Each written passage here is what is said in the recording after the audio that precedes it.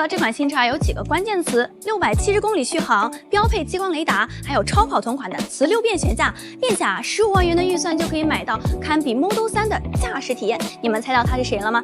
其实看看我现在所在的这家门店，有朋友们可能已经有了答案了。没错，就是我身边的这一台深蓝 L06，定位年轻人的第一台车。那我们今天就来零距离的感受一下我身边的这台车是否能够征服眼光挑剔的年轻人呢？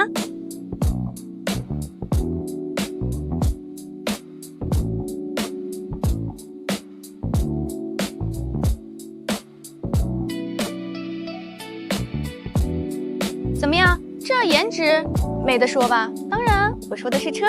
绽放的花瓣灯还是挺吸睛的，是不是和深蓝的 logo 还挺像的？在夜晚点亮时氛围感还是很足的。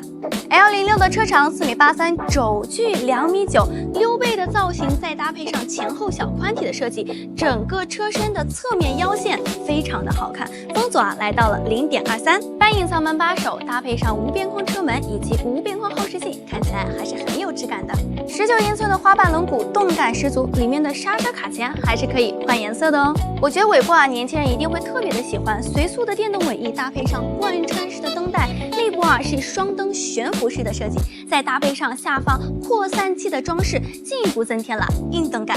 年轻运动的基因同样也是延续到了车内，3辐式的方向盘，再加上运动座椅，看起来让人有很强的驾驶欲望。没有仪表盘，但是有一个50英寸的 AR HUD， 第一次开这个车的朋友们可能需要适应一下啦。中控屏是可以转动的向日葵屏，哪边需要呢就转向哪边，当然也可以进行手动调节。值得一提的是 L06搭载了3纳米的车规级芯片，整个车漆操作起来还是非常的丝滑流畅的。主副驾都是有通风和加热功能的，如果想要更加舒适，可以选择顶配。副驾带有零重力座椅加上按摩功能的哦。至于后排空间大家可以看一下，我的身高是166，仅供大家作为参考。重点说说驾驶相关的硬核配置，磁流变悬架，这可是原本超跑才有的配置。那简单来说呢，就是当车辆在行驶的时候，就像被吸附在路面上一样，一个字儿就是稳，并且还能过滤掉细碎的路面颠簸以及冲击，保留比较真实的驾驶体验，非常符合年轻人对于操控的需求。金钟罩的电池，宁德时代的电芯 4LTC 的纯电续航有560和670两种可以选择，还带3C 快充。那最后呢，就是价格，预售价13.99到16.19万元。对于明年的购置税新政策，深蓝也是有兜底保障的。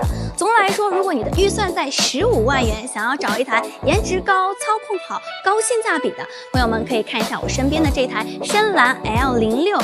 我是小袁，下期大家想看什么，欢迎大家评论区见哦。